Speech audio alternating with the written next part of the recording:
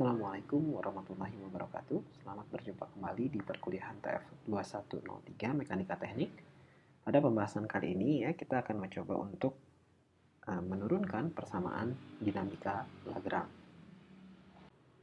Nah, sebelum kita memulai untuk menurunkan ya asal muasal dari persamaan Lagrange, ada baiknya kita mengenal dulu ya bentuk umum dari persamaan Lagrange.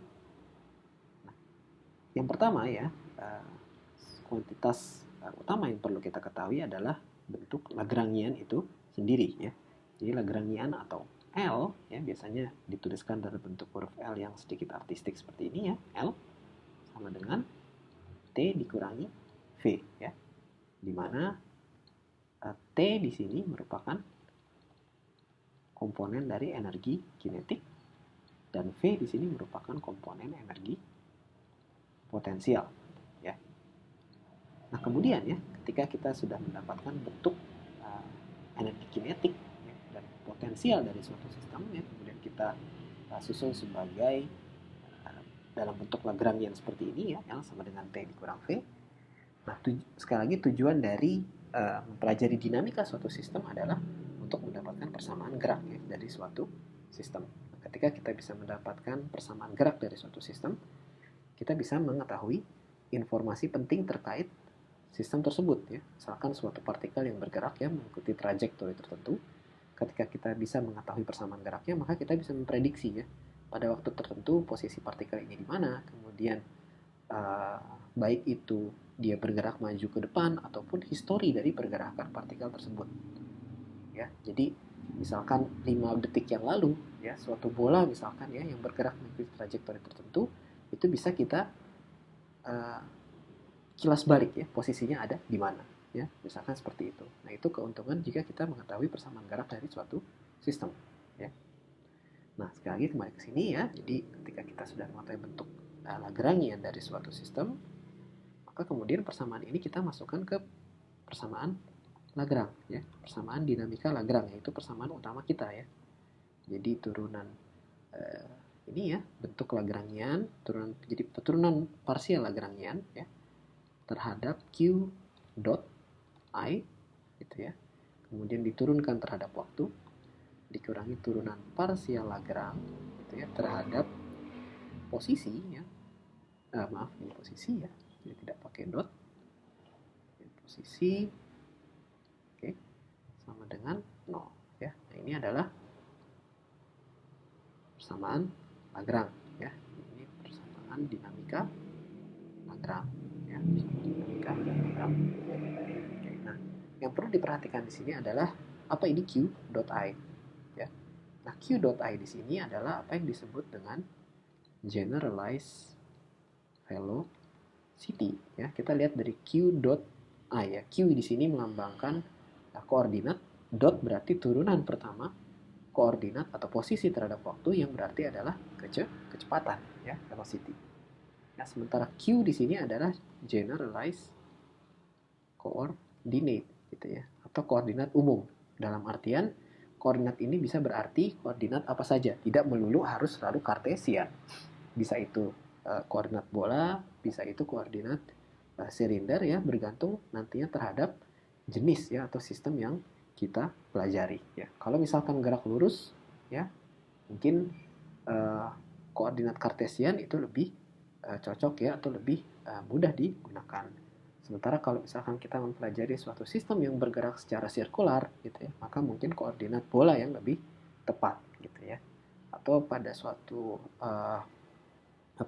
partikel misalkan yang mengikuti gerak suatu medium yang sifatnya silinder gitu ya, yang bisa kita nyatakan dalam radius sudut ya, jadi sudut theta dan sudut phi gitu ya, maka mungkin koordinat silinder yang lebih tepat ya. Jadi nanti tergantung sistemnya saja gitu ya. Tapi yang jelas persamaan Lagrange atau persamaan dinamika Lagrange ini berlaku untuk hampir atau tidak hampir ya, tapi seluruh sistem koordinat ya. Baik itu sistem koordinat yang sifatnya seperti kartesian ataupun yang sifatnya sirkular atau sifatnya spherical atau bola gitu ya. Jadi ini ya, jadi persamaan dinamika Lagrange ini yang akan kita coba untuk lihat ya dari mana asal muasalnya gitu ya. Oke. Nah, kemudian ya sekarang mari kita coba bayangkan ya, kita memiliki ini misalkan koordinat ya, suatu koordinat kartesian x, y, dan z gitu ya. Nah, kemudian kita bayangkan ada suatu lintasan gitu ya, suatu lintasan dan ada suatu benda ya atau partikel yang mengikuti lintasan ini gitu ya. Dia bergerak mengikuti lintasan ini gitu ya. Nah, kalau misalkan kita mengetahui ya lintasannya seperti apa ya atau fungsi lintasannya seperti apa gitu, maka koordinat bola ya itu bisa kita nyatakan dalam bentuk seperti ini ya. Jadi kalau misalkan dalam koordinat kartesian gitu ya, jadi posisi suatu partikel bisa kita nyatakan dalam bentuk seperti ini ya. Jadi x, y, dan z gitu ya. Kita bisa mengetahui posisi partikel dari informasi koordinat kartesiannya gitu ya.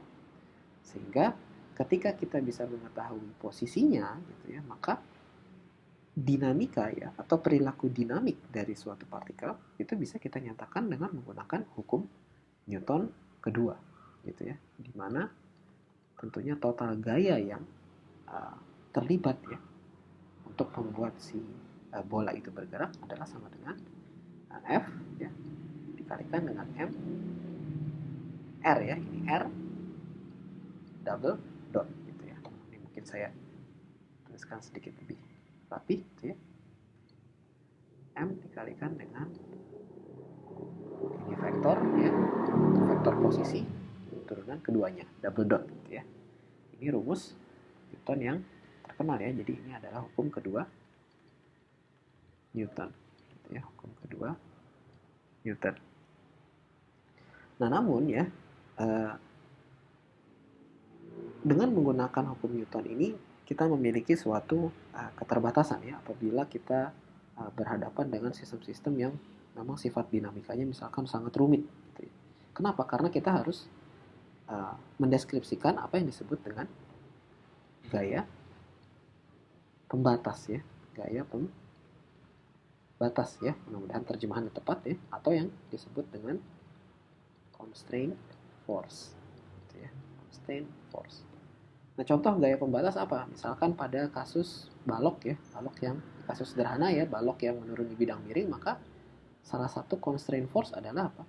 Gaya normal ya, itu gaya normalnya yang membuat si balok ini tetap berada pada lintasan bidang miring ini.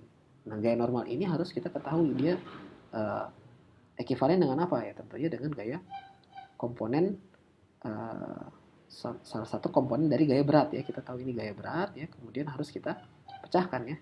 Ini sudutnya berapa, kemudian kita pecahkan. Jadi ini ada W1 dan W2 ya. Tentunya gaya normal ini adalah sama dengan W1 ya. Nah, intinya seperti ini ya. Jadi kita harus mengetahui gaya pembatas atau constraint force dari suatu sistem itu seperti apa gitu ya. Nah, semakin rumit lintasannya maka gaya normalnya akan berubah-berubah ya. Misalkan ada lintasan seperti ini ya, kita lihat bahwa gaya normalnya akan berubah-berubah gitu ya. Nah, ini akan cukup sulit sebetulnya kalau perlu kita identifikasi ya. Jadi setiap perubahan lintasan misalkan kita harus mengetahui gaya normalnya seperti apa gitu ya. Nah, sehingga ya ide dasar dari penggunaan Lagrangian adalah bagaimana salah satunya kita mengeliminasi gaya pembatas atau constraint force ini gitu ya. Nah, salah satunya adalah dengan menggunakan apa yang disebut dengan konsep virtual work gitu ya, atau yang disebut dengan usaha virtual ya, usaha virtual. Saya akan coba untuk menjelaskan apa yang disebut dengan usaha virtual ya, atau virtual work gitu ya. Nah, sekarang kita bayangkan ya dengan menggunakan ilustrasi di slide sebelumnya ya, misalkan ada suatu partikel ya yang bergerak mengikuti suatu lintasan tertentu ya. Jadi partikel ini sedemikian sehingga kita keep gitu ya, atau kita jaga ya agar dia bergerak mengikuti lintasan ini ya, mengikuti lintasan ini ya. Oke. Nah, tentunya dengan apa? Dengan memberikan constraint ya, atau gaya yang membatasi gitu ya, agar si partikel bergerak di lintasan yang sudah kita tentukan gitu ya. Nah, kemudian gaya-gaya apa saja yang bekerja di partikel yang bergerak ini ya. Tentunya gaya-gaya yang bekerja bisa kita klasifikasi berdasarkan dua tipe ya, yaitu F plus F kecil ya. Jadi F kapital dan F kecil gitu ya. Nah, di sini ya F besar ya adalah apa yang kita sebut dengan applied force gitu ya. Applied force ya. Jadi memang gaya-gaya yang memang kita berikan ya kepada si partikel agar dia bisa bergerak ya. Sementara F yang kecil ya, ini kita sebut dengan constraint force gitu ya. Jadi forces ya, mungkin forces, applied forces dan constraint forces, yaitu gaya-gaya yang membuat si partikel tetap berada pada lintasan atau trajektori yang kita inginkan dia bergerak di situ. Jadi ada dua ya, applied forces dan constraint forces. Nah, sekarang anggaplah partikel ini bergerak gitu ya, sehingga kalau geraknya ini kita pecah-pecah, kita cacah-cacah, dia memiliki apa yang disebut dengan delta ya. Nah, di sini saya tidak tuliskan sebagai D ya, melainkan sebagai delta R gitu ya. Nah, kenapa saya pisahkan ya antara dr dengan delta R gitu ya. Karena delta R di sini ya, ini kita anggap sebagai suatu pergerakan yang sangat-sangat kecil gitu ya, sehingga bisa kita katakan seolah-olah dia bergerak secara virtual saja gitu ya, seperti itu. Jadi dia semacam virtual displacement gitu ya. Jadi dia virtual displacement sehingga saking kecilnya gitu ya, delta R ini memiliki apa? Delta T ya, yaitu instantaneous time ya, atau pergerakan instannya, atau pergerakan waktu ya, dia bergerak itu juga hampir mendekati nol ya, seolah-olah hampir tidak bergerak gitu ya. Oke. Nah, sehingga di sini virtual work seperti itu ya. Jadi virtual work atau usaha virtual itu bisa didefinisikan seperti berikutnya. Jadi delta W ya. Jadi sekali lagi saya tidak tuliskan sebagai D ya, tapi delta ya. Delta W sama dengan adalah F ya, applied force ditambah dengan F kecil ya, constraint forces, dikalikan dengan delta R gitu ya. Jadi virtual displacement gitu ya. Nah, sekarang gitu ya, yang perlu kita ketahui adalah constraint forces kita gitu ya, atau F kecil ya, atau F kecil di sini ya. Jadi F kecil ini itu tidaklah melakukan kerja gitu ya. Sepanjang apa? Dia tidak melakukan kerja sepanjang trajektori atau jalur yang memang kita tetapkan sebagai jalur pergerakan si partikel ya. Sehingga apa konsekuensinya? Sehingga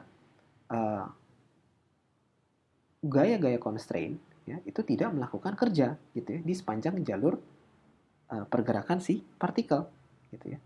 Sehingga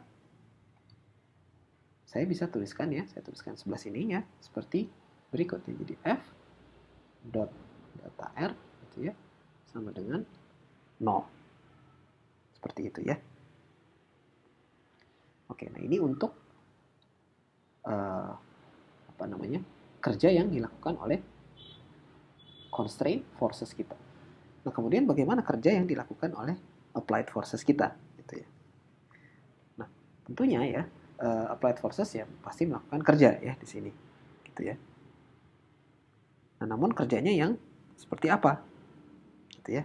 Nah, sebelumnya kita lihat dulu bahwa F ya, atau gaya itu bisa dituliskan seperti berikut ya. Jadi dia turunan pertama dari momentum ya, terhadap waktu gitu ya. Sehingga saya bisa tuliskan P dot gitu ya, sama dengan M R double dot seperti itu. Sehingga ya virtual work gitu ya, yang dilakukan oleh applied forces adalah F gitu ya, dot delta R sama dengan P dot delta R ya. Saya bisa tuliskan seperti ini ya. Nah, sehingga kalau misalkan kita susun ulang, saya punya hubungan berikut ya. P ya, vektor ya, P dot ya, ini mau saya tuliskan vektor juga. Kemudian dikurangi F ya, applied forces kita dikali delta R sama dengan adalah 0 ya. Nah, bentuk terakhir ini ya, ini akan kita pakai nanti ya, prinsip ini ya untuk menurunkan persamaan dinamika Lagrange ya. Nah, ini punya nama ya. Jadi bentuk ini disebutnya adalah prinsip D'Alembert gitu ya. Jadi sesuai dengan judul slide kita gitu ya. Jadi dari bagaimana kita menghilangkan gaya-gaya pembatas atau constraint forces ya, kita lihat di sini bahwa tidak ada lagi ya, di persamaan atau prinsip D'Alembert tidak ada lagi bentuk F kecil ya, tidak ada lagi bentuk constraint forces. Yang ada sekarang hanyalah momentum ya, turunan pertama momentum terhadap waktu dan applied forces kita serta perpindahan gitu ya, delta R gitu ya. Nah, apa konsekuensi dari prinsip D'Alembert ini gitu ya? Jadi prinsip D'Alembert ini sebetulnya menyatakan bahwa segala turunan atau turunan terhadap waktu dari vektor momentum itu haruslah dikompensasi oleh sebuah gaya gitu ya. Jadi prinsipnya seperti itu. Sekali lagi, setiap turunan terhadap waktu dari momentum gitu ya, itu haruslah dikompensasi oleh sebuah gaya seperti itu ya. Nah, sekali lagi ya, kita sudah mendapatkan bentuk ini ya, prinsip D'Alembert ya. Dan keuntungan yang utama sekali lagi adalah bagaimana kita sekarang sudah menghilangkan F kecil, constraint forces gitu. Sehingga nanti ke depannya untuk menyelesaikan persamaan gerak dari suatu sistem, kita tidak perlu lagi untuk mencari constraint forces-nya gitu ya. Kita akan mengeksploit gitu ya faktor ini ya, faktor momentum dan applied forces ya, yang nantinya akan kita ubah ke dalam bentuk energi ya, untuk mendapatkan persamaan gerak dari suatu sistem dinamik.